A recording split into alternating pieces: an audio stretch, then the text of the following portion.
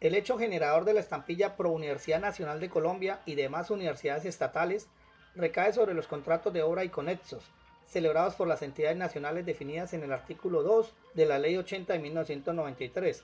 estén o no sujetas al régimen contractual previsto en esa ley. Síntesis del caso. Se estudió la legalidad de algunos apartes de los artículos 6 y 7 del decreto 1050 de 2014, reglamentario de la ley 1697 de 2013, que creó la estampilla Pro Universidad Nacional de Colombia y demás universidades estatales. La sala declaró ajustadas a derecho la expresión, independientemente de su régimen contractual, contenida en el número 2 del artículo 6 IBIDEN y los apartes de las demás entidades del orden nacional que efectúen giros sobre contratos de obra pública y sus adiciones, así como sobre los contratos conexos al de obra celebrados con recursos propios. Son responsables de retener las sumas correspondientes a la contribución parafiscal de la que trata la Ley 1697 de 2013, en el porcentaje correspondiente según lo establecido en el artículo 8 de la ley mencionada, contenidos en el inciso 2 del artículo 7 del mismo decreto.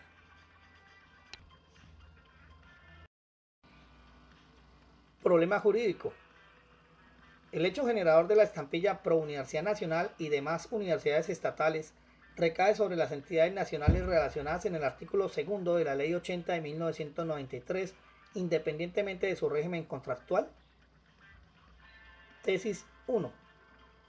La denominada estampilla Pro Universidad Nacional y demás universidades estatales fue creada por la Ley 1697 de 2013 como un tributo destinado al fortalecimiento de las universidades del Estado.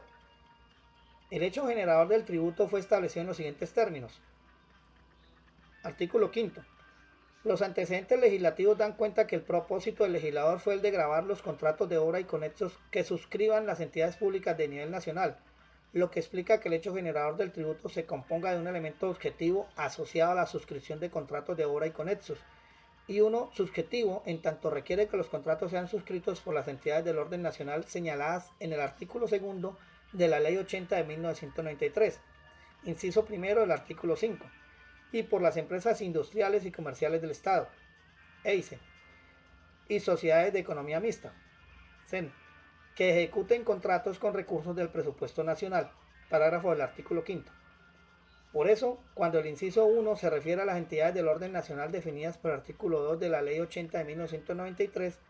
significa justamente que las entidades nacionales señaladas en el citado artículo 2 se incorporan al texto de la norma que establece el hecho generador del tributo. Entre esas entidades están las empresas industriales y comerciales del Estado y las sociedades de economía mixta en las que el Estado tenga participación superior al 50%. Debe aclararse que el inciso primero no toma el régimen contractual como referente del hecho generador, sino únicamente la descripción de las entidades contenidas en esa norma, esto es en el artículo 2 de la Ley 80 de 1993. Por esa razón, las entidades nacionales relacionadas en el artículo 2 de la Ley 80 de 1993 realizan el hecho generador por la sola suscripción de los contratos de obra y conexos, sin excepción alguna. Además, debe tenerse en cuenta que el parágrafo de la norma analizada precisó el hecho generador del tributo, al disponer que quedan incluidos los contratos de obra y conexos suscritos por las empresas industriales y comerciales del Estado y las empresas de economía mixta cuya ejecución sea con recursos del presupuesto general de la Nación.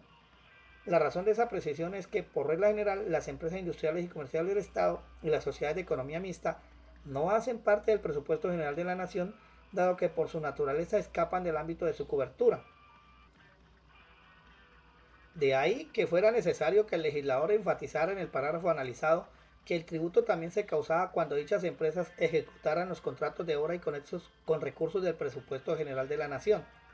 supuesto que sea por excepción y así considera la sala que debe entenderse en tanto puede existir el caso en que estas entidades ejecuten contratos de obra y conexos financiados con recursos del presupuesto general de la Nación y no con los propios que, como se dijo, no hacen parte de aquel. El objeto del parágrafo, en sentir de la sala, era especificar que, para estas entidades, el hecho generador también se configura en el caso excepcional que ejecuten contratos de obra y conexos con cargo a recursos del presupuesto nacional, lo que explica que en el parágrafo se hubiera utilizado la expresión quedan incluidos, que no restringe, sino que se complementa el hecho generador, en tanto hace referencia a los casos en que, por excepción a la regla general, las EIC y la CEN ejecutan recursos del presupuesto general de la Nación, y en la medida en que el parágrafo busca dar alcance al hecho generador previsto en el inciso 1 del artículo 5, debe entenderse que el mismo hace referencia a las empresas industriales y comerciales del Estado y de las sociedades de economía mixta relacionadas en el artículo 2 de la Ley 80 de 1993, es decir, las EICE y las CEN con capital estatal superior al 50%. El anterior análisis, inciso primero y parágrafo del artículo 5, lleva a concluir que en el caso particular de las empresas industriales del Estado y las sociedades de economía mixta, el tributo se genera sobre las EICE y las CEN con capital del Estado superior al 50%, por la suscripción de los contratos de obra y conexos que aquellas se ejecuten con recursos propios y o con recursos del presupuesto general de la Nación. Debe entenderse que la ley estableció el tributo atendiendo la relación de entidades nacionales relacionadas en el artículo 2 de la Ley 80 de 1993, entre las cuales se encuentran las EICE y las CEN con capital superior al 50%, y solo precisa que estas mismas EICE y CEN se graban cuando ejecuten contratos de obra y conexos con recursos del presupuesto nacional, supuesto que se aplica a esas entidades solo por excepción, como se dijo antes. Por las anteriores razones, la Sala se aparta de la interpretación que la Sala de Servicio y Consulta Civil ha dado al hecho generador del tributo de las EICE y CEN en cuanto sostiene que el impuesto también grava a las sociedades de economía mixta con capital estatal igual o inferior al 50%. Así las cosas, la Sala precisa que el hecho generador del tributo de la estampilla lo constituye todo contrato de obra o conexo, suscrito por las entidades del orden nacional definidas en el artículo 2 de la Ley 80 de 1993, entre ellas las empresas industriales y comerciales del Estado y las sociedades de economía mixta en que el Estado tenga participación superior al 50%, sin que exista este condicionamiento respecto al régimen contractual aplicable. Las empresas industriales y comerciales del Estado y sociales de economía mixta con capital estatal superior al 50% cuando ejecuten los contratos, por excepción, con recursos al presupuesto general de la Nación. Si esto es así, como lo cree la Sala, el parte acusado no vulnera lo dispuesto en la ley creadora de la estampilla porque, como se explicó antes, se encuentran grabados con el tributo todos los contratos de obra y conexos celebrados por las entidades nacionales descritas en el artículo 2 de la Ley 80 de 1993. La ley no hizo ninguna excepción relacionada con el régimen de contratación pública de la Ley 80 de 1993.